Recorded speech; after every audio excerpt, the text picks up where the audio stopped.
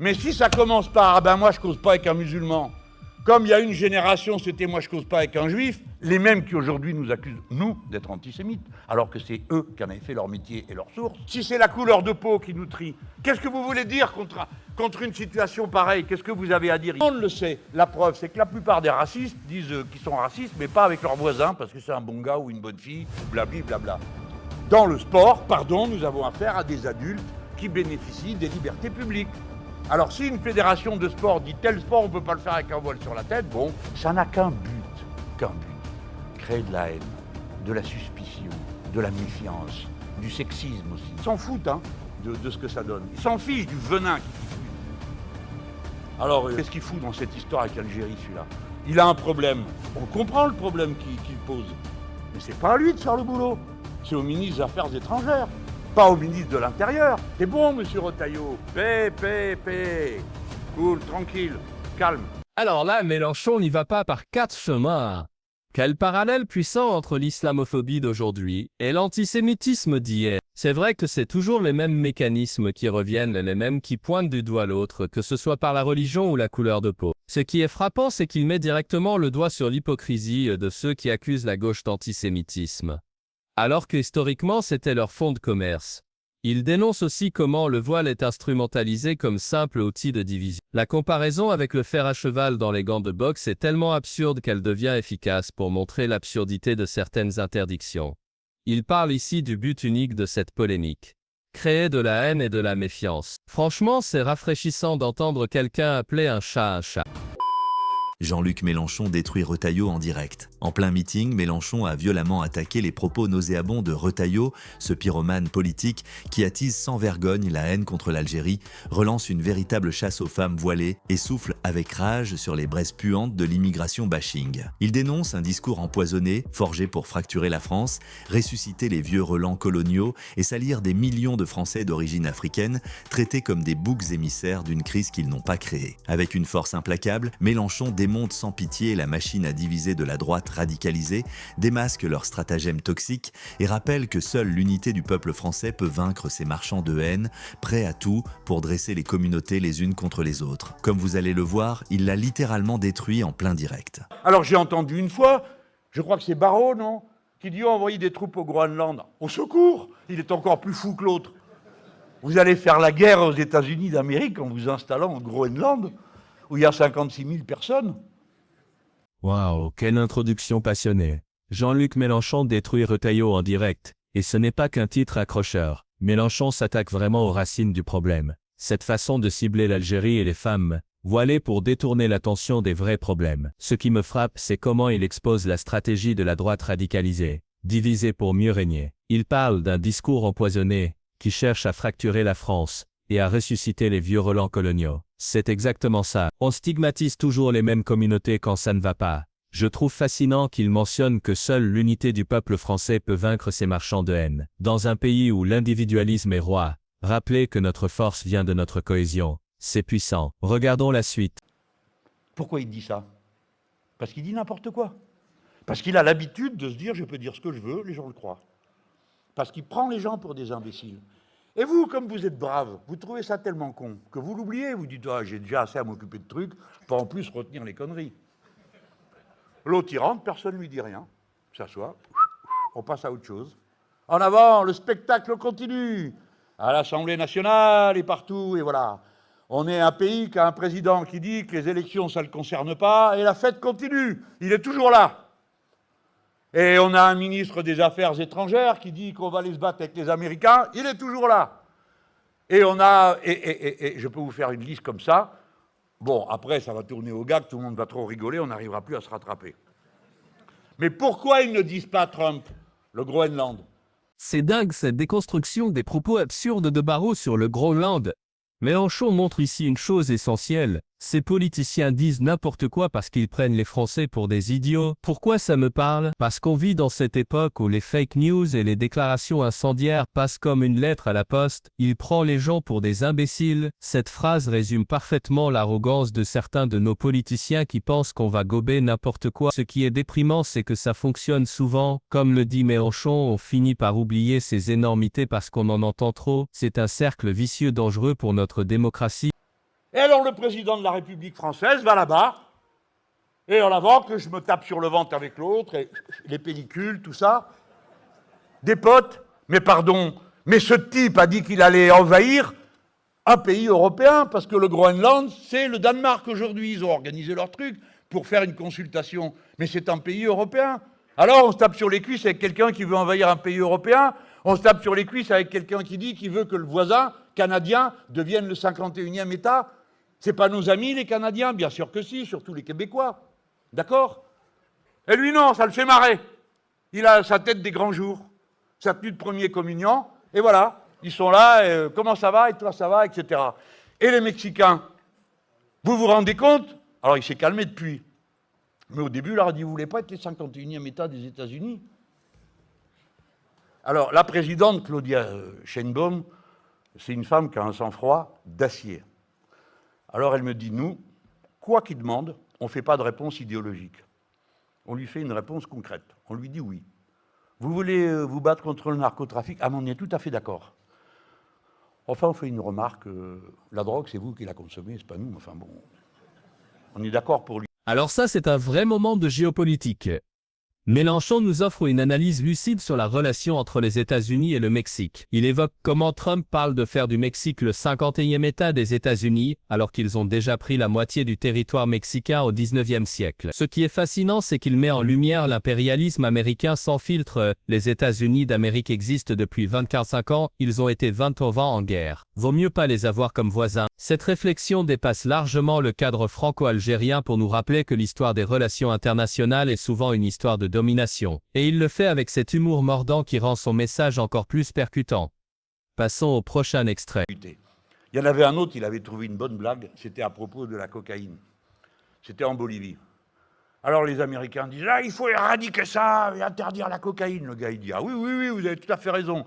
Mais enfin, bon, pour faire de la cocaïne, il ne suffit pas d'avoir des feuilles de coca, il faut mettre dedans je ne sais quel produit chimique. Hein. Et le produit chimique, c'est vous qui le produisez, donc vous pourriez l'interdire aussi. Alors évidemment, la conversation a changé de ton. Donc elle lui a dit, oui, on est d'accord. Mais bon, on le fera.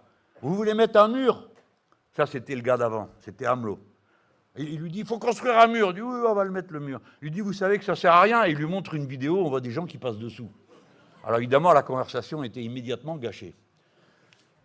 Donc elle lui a dit ça. Et puis elle lui a dit, dites-nous, il faut nous rendre un petit service aussi, c'est qu'ils s'entretuent. Mais les armes qu'ils utilisent, ce n'est pas nous qui les produisons, on n'en a pas, c'est vous qui les produisez. Donc si vous pouviez nous aider. Et la discussion a eu lieu comme ça, elle s'est fait respecter. Et alors il a reporté une première fois les droits de douane, une deuxième fois, je ne vous raconte pas toute l'histoire, mais moi ça m'intéressait de voir comment on s'y prend avec des personnages pareils. Mais il a quand même osé parler de ça, du Mexique comme 51e État. OK? Peut-être que vous ne le savez pas parce qu'on ne peut pas tout savoir et que la curiosité ne pousse pas toujours de tous les côtés. Mais les États-Unis d'Amérique, ils existent depuis 245 ans, ils ont été 229 ans en guerre. J'adore comment Mélenchon raconte cette anecdote sur la présidente mexicaine Claudia Sheinbaum. Elle incarne ce sang-froid face à l'arrogance de Trump, en répondant point par point de façon pragmatique et non idéologique. Ce passage est brillant parce qu'il montre comment résister intelligemment face à un pouvoir qui veut vous dominer. Quand il raconte comment elle répond sur la drogue en disant « c'est vous qui la consommez », c'est une leçon de diplomatie lucide. On voit ici Mélenchon l'internationaliste, attentif aux stratégies des autres pays pour défendre leur souveraineté. Dans notre monde où les rapports de force sont omniprésents, c'est une réflexion précieuse sur la résistance intelligente. Avançons au clip suivant. Vaut mieux pas les avoir comme voisins. Surtout que ils ont déjà piqué la moitié du territoire du Mexique à la fin du 19e siècle. Et le gars, il arrive au 21e, il dit on prend le reste. Vous croyez que c'est supportable, ça? Mais l'impression de peur qu'il fait, de pression, genre moi j'ai pas de limite, ça pèse sur tout le monde. Il se dit mais à la fin il va finir par quelque chose qui va mal tourner. Il met des droits de douane, tout le monde se dit il est fou allié, ça fait 40 ans qu'on a éduqué le monde entier à pas de droits de douane. Même les démocrates d'ailleurs disaient la même chose qu'eux, hein, faut pas croire qu'il y en a un meilleur que l'autre. Mais alors, les voitures elles sont produites aux États-Unis d'Amérique. Toutes les pièces qu'il y a dedans, c'est comme l'Allemagne avec les pays qu'il y a autour. C'est le reste qui fait le boulot et ils assemblent. Aux États-Unis, ils assemblent. Un piston, il franchit 4 fois la frontière du Mexique. Alors, La camarade, elle me dit, tu comprends, il va leur mettre 25% à chaque fois qu'ils passent, mais le prix de la bagnole va être incroyable, ou alors c'est nous qui allons devoir payer le fait qu'à chaque fois on compensera. C'est pour vous dire, cette ambiance fait que nous comprenons que nous avons affaire à quelqu'un qui assume une forme d'impérialisme tributaire qui est terrible. Alors une fois qu'on sait ça, d'abord, un, on peut le dire. Deux, on réfléchit à ce qu'on va faire. On tâche de réfléchir avec un peu de précision. Et quand on s'occupe de ce genre d'affaires et qu'on est payé pour ça, on fait attention à ce qu'il y a dans les textes. Et quand Madame van der Leyen écrit qu'on va bloquer le whisky, on se rappelle que les Français, c'est pas du whisky qu'ils produisent, c'est du vin, et qu'à 200%, ça ruine la filière. Mélenchon utilise le terme d'impérialisme tributaire pour décrire la politique de Trump et c'est tellement juste.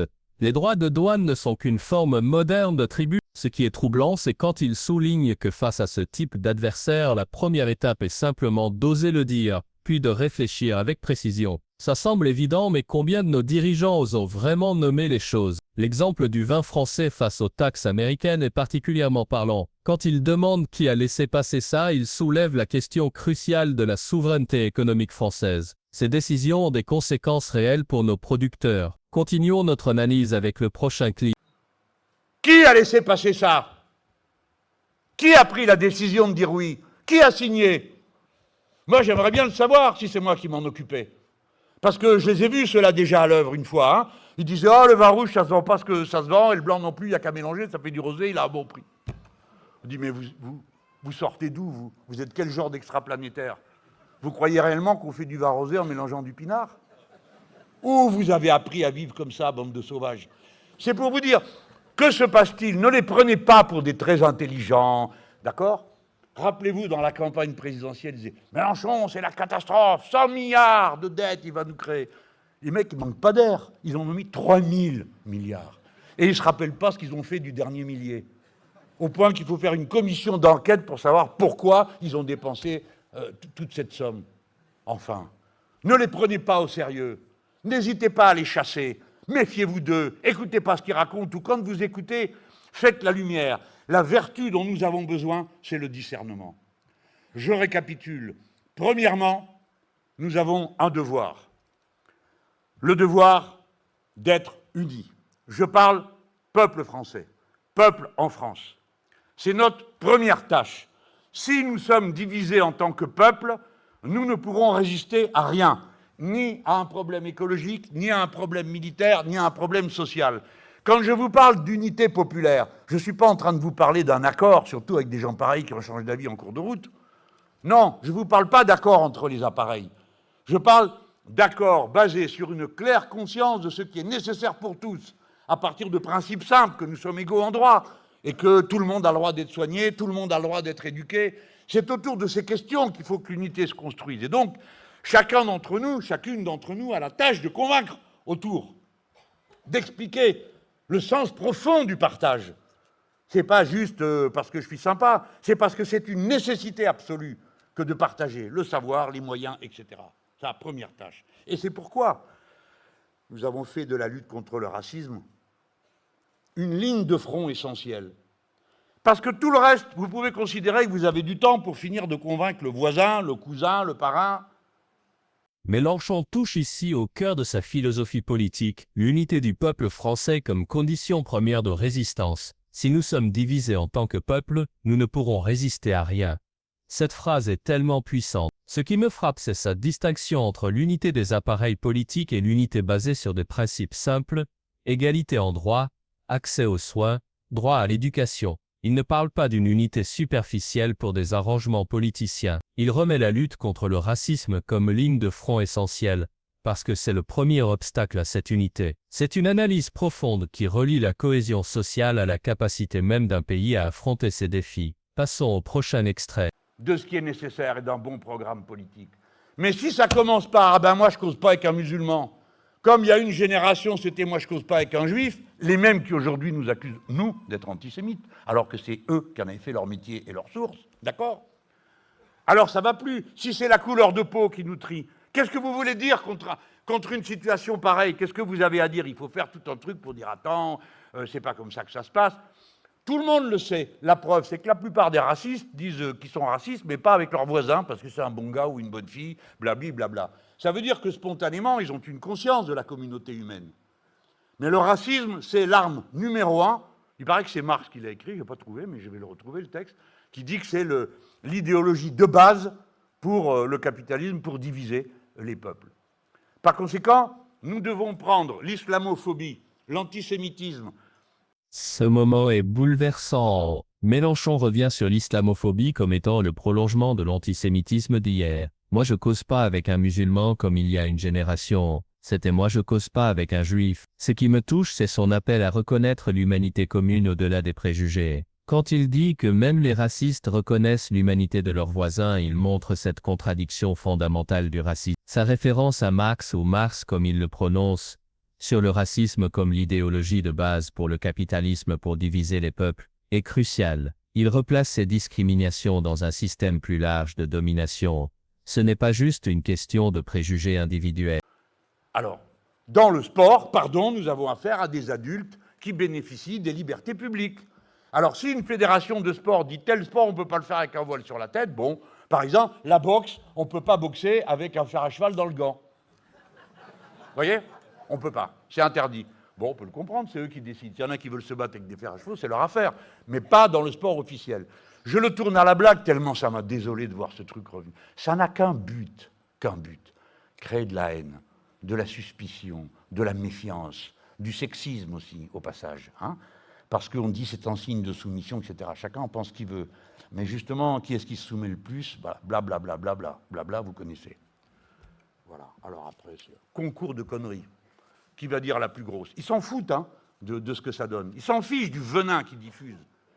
Quelle clarté dans sa définition de la laïcité. La laïcité, ce n'est pas un athéisme d'État, c'est la séparation des églises et de l'État. Enfin, quelqu'un qui remet les pendules à l'heure. Ce qui est essentiel dans ce passage, c'est sa défense des libertés individuelles. Il fait un parallèle brillant avec les forcés et le suicide assisté. Ces lois n'obligent personne, elles permettent le choix. De même, la laïcité n'interdit pas d'être croyant. Sa vision des lois républicaines comme des lois de liberté, pas des lois de coercition est profondément humaniste. C'est une conception de la République qui protège les libertés au lieu de les restreindre. On est loin de cette laïcité instrumentalisée contre certaines communautés. Voyons la suite.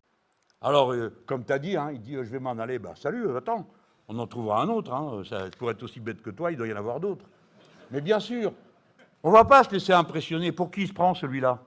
Bon. Alors après, passe que lui, il parle comme ça. Après tout, il est de son bord, on connaît leurs opinions, bon, pourquoi pas? Bon, sauf que quand tu es ministre, il faut quand même te rappeler que c'est la France que tu gouvernes, c'est pas la Vendée chouane, hein. Donc c'est la France, et dans des Français, il y en a toutes sortes. Bon. Alors le gars, il veut faire, d'abord, qu'est-ce qu'il fout dans cette histoire avec l'Algérie, celui-là? Il a un problème, on comprend le problème qu'il pose. Mais ce n'est pas à lui de faire le boulot, c'est au ministre des Affaires étrangères, pas au ministre de l'Intérieur. Vous dire, mais pourquoi? Parce que c'est pour ça qu'il y a des ministres différents, ils font des tâches différentes, ils sont dans d'autres relations. Et il y a des procédures qui n'ont pas été respectées, paraît-il, enfin bon, bref. C'est bon, monsieur Retailleau, paix, cool, tranquille, calme, bouche cousue. Alors là, Mélenchon est dans une colère froide contre l'instrumentalisation du voile dans le sport. Ça n'a qu'un but, créer de la haine, de la suspicion, de la méfiance, du sexisme aussi. Ce qui me frappe, c'est sa lucidité sur les motivations réelles de ces polémiques. Il dévoile ce concours de conneries où chacun surenchérit sans se soucier du venin qu'il diffuse dans la société. Je trouve sa comparaison avec la boxe et le fer à cheval complètement décalée mais efficace pour montrer l'absurdité de certaines interdictions. Il utilise l'humour pour désamorcer un sujet inflammable, tout en restant ferme sur le fond. Regardons le prochain extrait. Voilà, oui, faut arrêter. Ça ne sert à rien tout ça, qu'à créer des tensions. Et maintenant, voilà qu'il y aura des mesures de représailles. Et où on va comme ça? C'est quoi vos mesures de représailles? La circulation. Ah bon? Eh bien écoutez, nous sommes dans ce pays des millions de franco-maghrébins. Je me compte dedans parce que moi je suis né au Maroc. D'accord? Nous sommes des millions. Vous allez faire quoi? Nous empêcher d'aller voir les parents au pays ou les grands-parents? Vous allez empêcher nos cousins de venir nous voir, nos enfants, nos petits-enfants?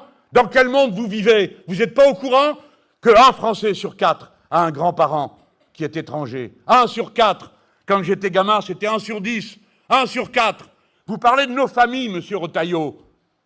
Algérie est au cœur du sujet. Mélenchon souligne l'absurdité d'un ministre de l'Intérieur qui s'occupe des relations avec l'Algérie alors que c'est le rôle du ministre des Affaires étrangères. Ce qui est troublant, c'est quand il dit « pour qui se prend celui-là » montrant comment certains ministres outrepassent leurs fonctions pour flatter certains électorats. Mais le plus puissant, c'est quand il rend personnel ce conflit. Vous parlez de nos familles, monsieur Retailleau. En rappelant qu'un Français sur 4 a un grand-parent étranger, il humanise ce débat. Ce ne sont pas des statistiques abstraites, ce sont des familles réelles qu'on empêcherait de se voir. Sa colère est celle de millions de Français aux origines diverses. Passons au dernier clip. Vous parlez de nos familles quand vous parlez de faire ce que vous êtes en train de dire que vous allez faire. Nous empêcher de circuler, nous empêcher de nous inviter les uns chez les autres. Parce que vous voyez toute personne du Maghreb comme un ennemi, comme quelqu'un qui pose problème. Hein? Voilà comment ils nous voient tous. Je me mets dedans parce que je suis sûr que les 3/4 d'entre vous feraient la même chose que moi. Diraient, écoutez, moi, voilà, je suis né à Alger, même si ce n'est pas vrai. Je suis né à Blida, ou je suis né à va savoir où. Hein? Parce qu'on ne laissera pas refaire ça.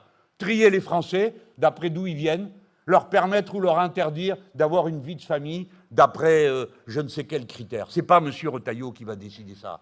Donc, qu'il y ait des problèmes, ok, on sait qu'il y a des problèmes. On sait comment ils peuvent être créés. Mais on ne va pas les régler comme ça. D'abord, il faut vivre avec son temps. Le temps de la colonie est terminé. On ne donne plus d'ordre aux autres. On discute, parce que ce sont des gens. Alors, il y a des jours, on ne sait même plus où on habite à force. Vous avez Édouard Philippe, il dit « Une interdiction du port du voile dans le sport serait contraire à la laïcité. » Ah. Magnifique conclusion sur l'histoire de l'immigration en France. Nous sommes un seul peuple maintenant, cette phrase condense tout son message d'unité. Ce qui me frappe, c'est son rappel historique. On les a fait immigrer. Cette simple vérité remet les pendules à l'heure face à ceux qui parlent de l'immigration comme d'une invasion subie. Sa vision d'une France métissée où nos enfants se sont connus, se sont aimés est à la fois réaliste et pleine d'espoir. Quand il accuse Jérôme Gage de ruiner l'unité du peuple français tout en prétendant être socialiste, il touche à cette contradiction fondamentale d'une certaine gauche qui a perdu le contact avec le monde du travail dans sa diversité actuelle. Une conclusion parfaite pour cette analyse passionnante.